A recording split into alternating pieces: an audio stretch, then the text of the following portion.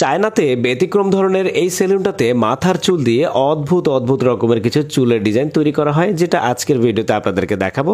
দেখেন, প্রথমেই এই মেয়েটার মাথার চুল দিয়ে একটা সাপ বানিয়েছে।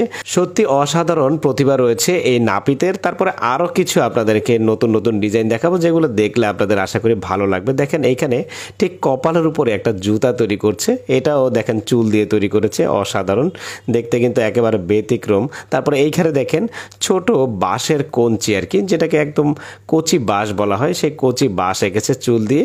তারপরে এইখানে দেখেন আরেকটা মাছ বানিয়েছে, খুব সম্ভবত এটা একটা শার্ক বা হাঙর মাছ এঁকেছে, এটাও চুল দিয়ে বানিয়েছে আর কি। মূলত এই সেলুনটিকে ভাইরাল করার জন্যই এরকম আসলে অদ্ভুত রকমের কিছু চুলের ডিজাইন দিয়ে থাকে এই লোকটা।